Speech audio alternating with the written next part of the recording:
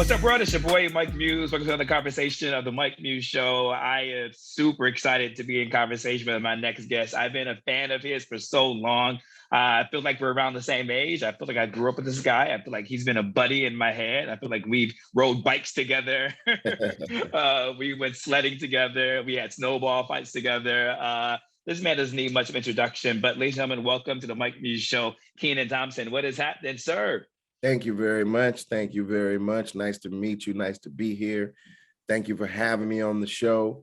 What's up is we have our Kenan Thompson Ultimate Comedy Experience finale this weekend, and we're doing our showcase at Caroline's. So shout out to all our winners. Shout out to our participants, in all the cities.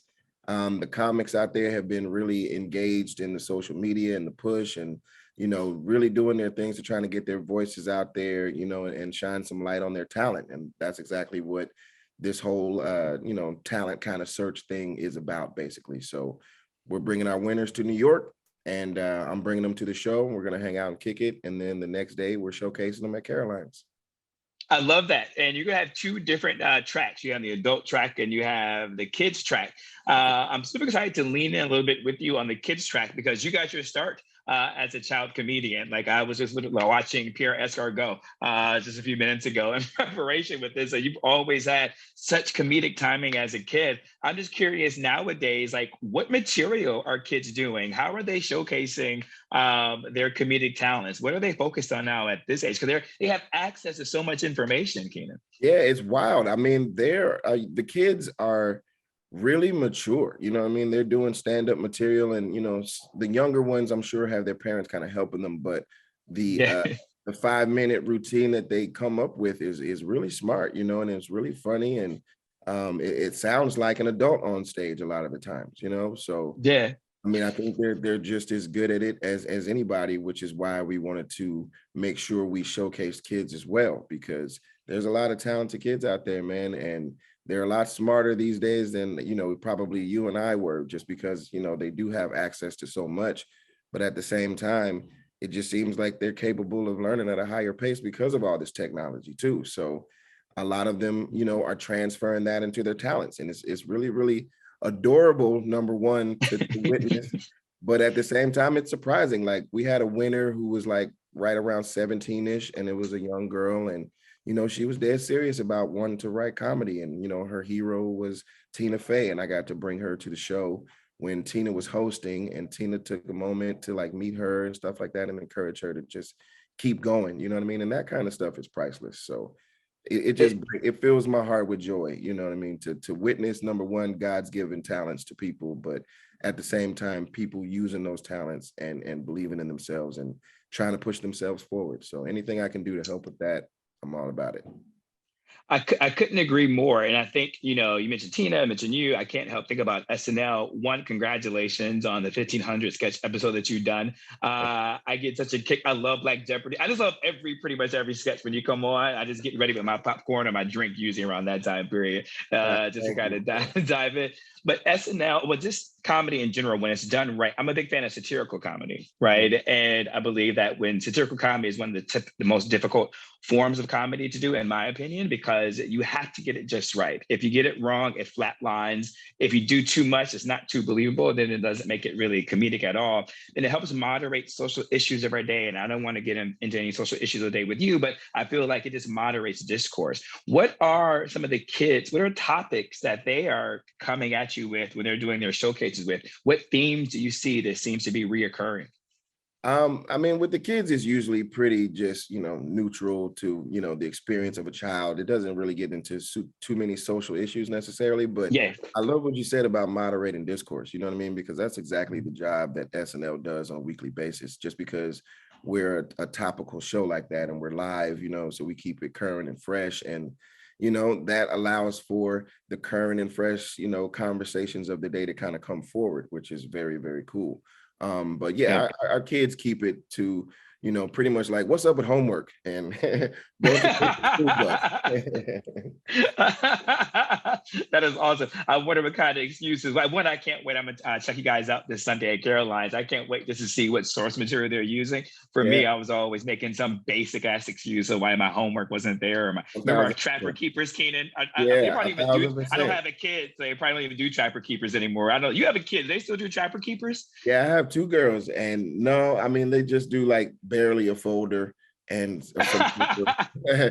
Yeah, and a Yeah, because whole everything's so digital now, so there is no it's very, Trapper very Keepers. digital. But I mean, they still go to like a kind of oldish, schoolish kind of a school, and she's still very young. So there's books and Okay. paper and stuff like that. But they have their iPads when they're at home and stuff like that, and they're all over that Roblox and Minecraft and all kinds of stuff. So Soon it'll be about Google Drive folders, I guess soon. Google Drive folders. 1,000%. So I think it's better to teach them, kind of the dangers and pitfalls of, being on the internet and stuff like that. But at the same time, they're very prolific with it. Yeah.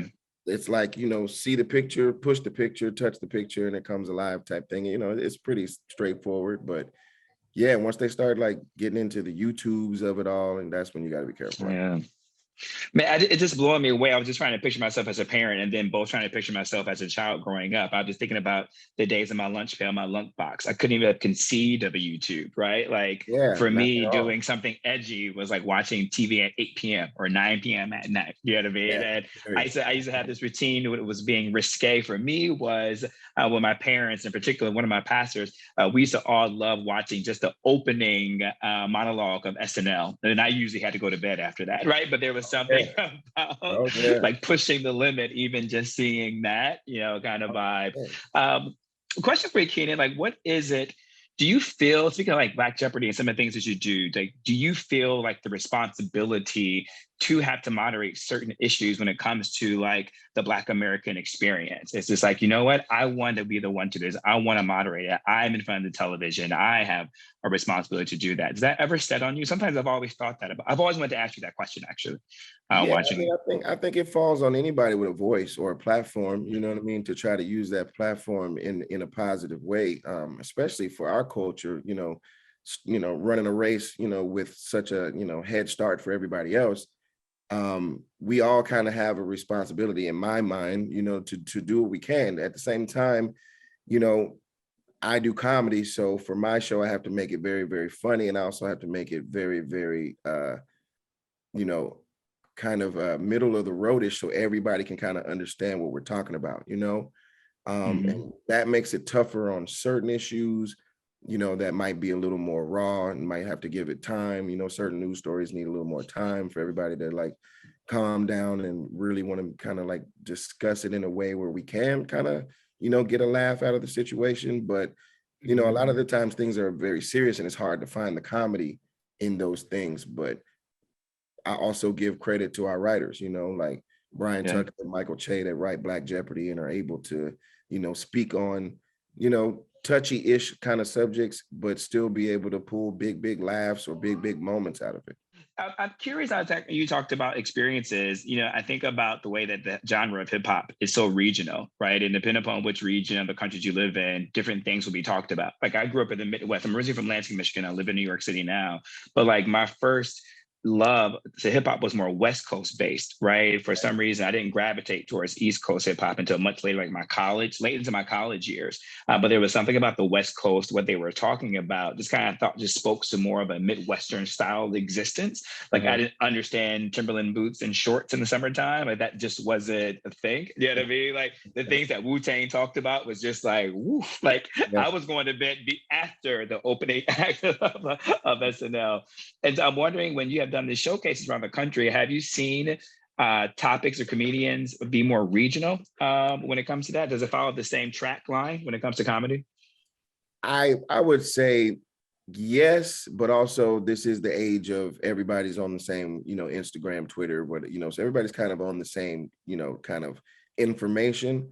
When we were growing up, a lot of our information, was very local, or the things that we gravitated towards was more in your vicinity type of thing, because they spoke on things that you could look outside your window and relate to. You know, it was hard for me to Yeah. even relate to a lot of New York hip hop because I'm from Atlanta. So I have Southern ears.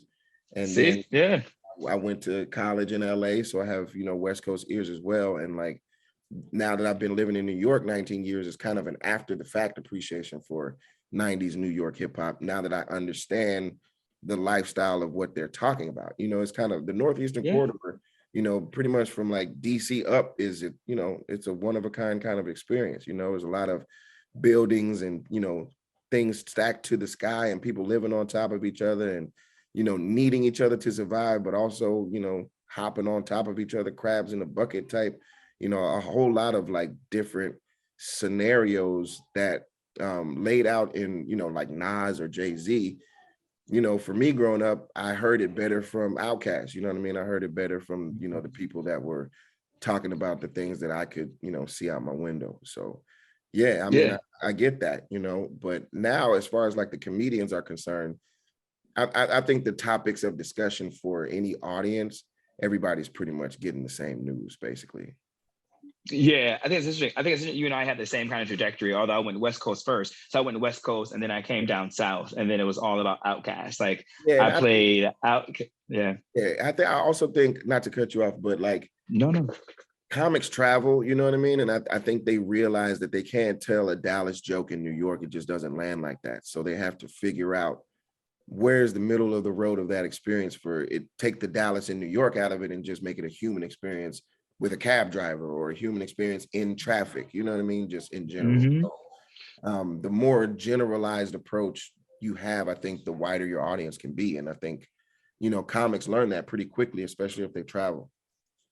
But I think that's interesting throughput that you just landed on, right? When I asked you the first question about the responsibility as a Black person to moderate Black social issues on a platform that is wide ranging, such as SNL. And you said very specifically, like you had to be specific to our issues while at the same time make it general so people can understand what you're talking about. The same rule applies into comedy. I love how you tied that together without directly tying it together, that if you're in Dallas, you have to be mindful of how you talk about the joke in a New York cab. For your Dallas audience who may not have experienced New York City, hailing a cab in New York City, might not understand the nuances of that. And so then how then do you just make it general, right? And so, but that's what it's just the generalization of knowing your audience. You know what I mean? If you're live speaking or public speaking, you got to know your audience. If you're talking to the Boys and Girls Club and everybody in the room is 12 and under or whatever, you can't go like referencing Shaft necessarily. You can do like new Shaft, maybe, you bring Sam Jackson or something, but you got to kind of know who you're talking to for your words to be effective, whether it's, emoting in, a positive way or emoting in comedy or, trying to make a very serious moment, but you have to connect with people. And that's the, stand up is, kind of like on the front lines of that, you know what I mean? Because it's just you and the mic. And now you have all these people staring at you because you're the center of attention and you have their time and you have their attention, and how dare you waste that? You know what I mean? So mm-hmm. I think that's the hardest job. I was actually recently at Gotham Comedy Club about a couple of weeks ago, and I was just going through the pacings as if, I was a comedian. I was like, wow, these women and men have to come out to essentially a cold audience who literally is there for you to make them laugh, right? And then so I'm just like, that's one of the most challenging professions, I believe, is to go out cold and to make somebody laugh just out the gate. Like, I think for me, I would be so intimidated. For you, like, what is your pacing that you're going through before you enter, that stage? Obviously, for you, you have warm-up acts to kind of get the crowd going. But like, what is it, your pacing that you're thinking about? I would be a nervous wreck to do that. It's very nerve-wracking. I mean, preparation, helps. You know what I mean? Like, how to speak in funny, basically, when you learn how to be a stand-up. You know what I'm saying? It's not like the normal conversation of just, how was your day? Are you enjoying the weather? It's a setup and a punchline. So anything, usually you say from the very beginning should be headed towards a joke. You know what I mean? Because that's what the people are there for. They're not here to find out that you're from Atlanta or you like cheeseburgers. It's like, why do you like cheeseburgers? What's funny about, you know what I mean? Like, this is a show that you're doing. So it's better to be prepared and written out and stuff like that, because it's material. It's not just a conversation, and it's an art form. You know what I mean? So there is a formula to it. There is a timing to it. You mentioned pacing. All those things matter, like the reason why we fell in love with like old school sitcoms is because they were dependable. They had a timing of laughs are coming probably every 10 to 12-ish kind of seconds for the good shows. And that was as comfortable as like, soul food. You know what I mean? It became a comforting thing for people to come home, turn on the television and have some laughs, regardless of what's going on around them. They could depend on Martin, the Cosby Show, whatever, Jamie Foxx, or, Golden Girls, different show, all these like sitcoms, because it was an escape, and it was a guaranteed escape, because it's formulaic, and these jokes and laughs and moments have all been crafted for your experience, basically. And that's what a good stand-up is supposed to do. As soon as you grab that mic, you're supposed to be in a performance. It's not, it's not a chit chat. I never thought about that, about it's not traditional conversation. I never thought that it's a broken conversation that needs to get to the heart of it. Right? And so what you just explained to me and to my audience is the anatomy of a joke, right? The anatomy of a stand-up, right? And how to put it together. And you made me think about the formulas of sitcom. I didn't think about that, but you're right? Yeah. Like there was this needing of this intervals of when the joke needed to land to keep the audience engaged so that we would come back after the commercial break, right? And that we wouldn't change the channel. 1000%, week after week after week. Yep. And, comics are like magicians a little bit, it's kind of an illusion. The real good ones, like it's an illusion that, they're talking to you as if they know you very well, you know what I mean? Or they're talking to you like it's just a normal conversation. Like if you watch like Ray Romano, it seems like he's just talking, but it's not that if you look deeper, because you're laughing at him a whole lot of the time. So he says things that will trigger that, you know what I mean? It's not like he just wants to talk about, a Philly cheesesteak. It's like, when he eats that Philly cheesesteak and how his stomach handles it versus, now versus when he was a younger man, or that kind of stuff. You know what I mean? Like, yeah, the magic of the illusion is what's really cool about the good stand-ups. Because yeah, they make you feel like they're your friend, and you've had this conversation with them in the backyard when you're total strangers or they can't even see you. Yeah, and that's how I felt about you. Kenan, as we close, audience, please make sure you go to Caroline's to get the tickets to see this showcase on Sunday, if they're even still available. But please make sure you go. Literally, based on what we're talking about, you would kids not. At 1 o'clock, kids at 1 o'clock, and with the grown folks is at 7. It's just going to be a day of celebration, man. I'm really looking forward to it. Ken, last question I have for you with the adults. We talked about the kids, but the adults are coming up. Do you think the new comedians now who are trying to get to the level of you and your colleagues, do you feel like they are understanding at a quicker rate than maybe your colleagues did when you were growing up about that type of style, about the formula, about the approach, and how to break it up as a conversation based upon your showcases that you've been traveling with? I think so. I think there's been a lot of comedians up to this point, and that community is very strong and very, very close knit. And I think everyone pays attention to the ones that pop, basically.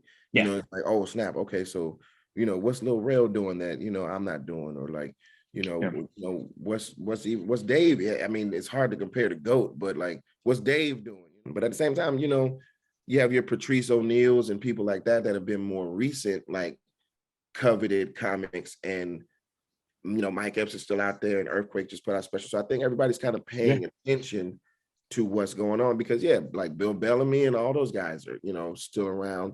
Tommy Davidson, they're all still out. Mark Curry still out there doing shows.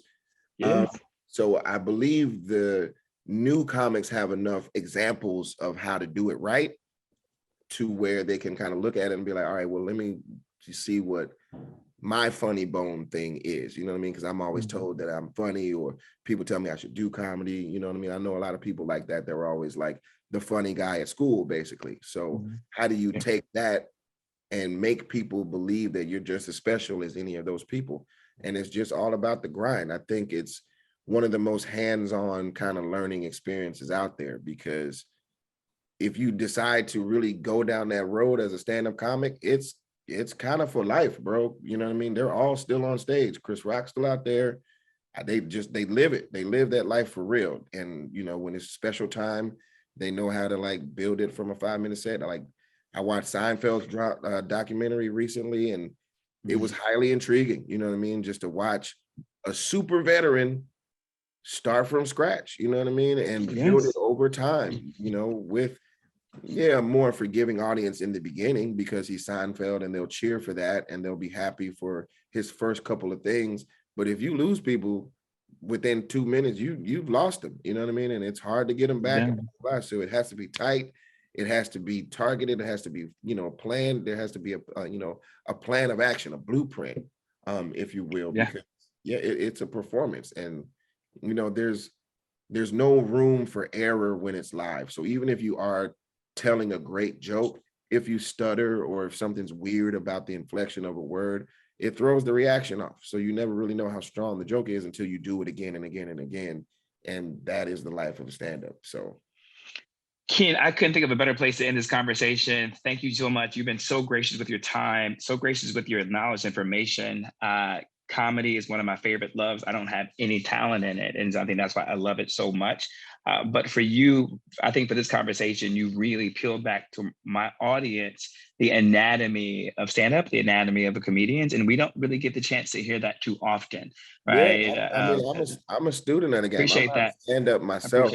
I respect it. I grew up, you know, as an actor and kind of just being a comedic actor or whatever, but I never did the whole, like, let me try to get some time at a comedy club for, you know, 10, 15, 20 years or whatever, you know, as a stand-up comic. You know, I just went from sketch to sitcom, back to sketch, back to sitcom. You know what I'm saying? Like, that's where I'm at. I'm more but I think, but the sketches though that you guys do, there's a timing to it, right? Like there's a rhythm to it, right? And then there's a social understanding to it, right? There's knowing when to pull back and knowing the audience. Because even when I go to see sketch shows, it's still like our audience is still cold. Yeah, it's a similar writing process, I would assume too, because if you talk to a lot of stand-ups that are like really in the game, it's kind of like they're, you know, fishing for, you know, jokes while they're talking to you. You know what I mean? It's a weird thing. It's like, are we really talking, or are you telling me jokes that are just swirling in your head that you've been working on that you haven't had a chance to tell yet? But I have a very big love for stand-up. You know, I think it's the latter. Yeah, those are the first like things that introduced me to comedy. You know, Bill Cosby himself, Eddie Murphy Delirious, Eddie Murphy Raw.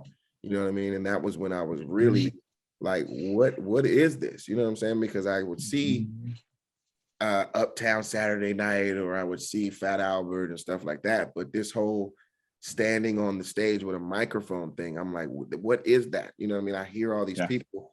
And, you know, I understood plays and I understood musicals, but the stand-up comedy thing, I was like, is that what they do when you become a movie star? You just start doing these things? And it's like, no, these are comedians, and this is their art form and their palace, basically. So I've always been a big fan and a student of the game. That's why I comment, you know, on it in a way of observation. You know what I'm saying?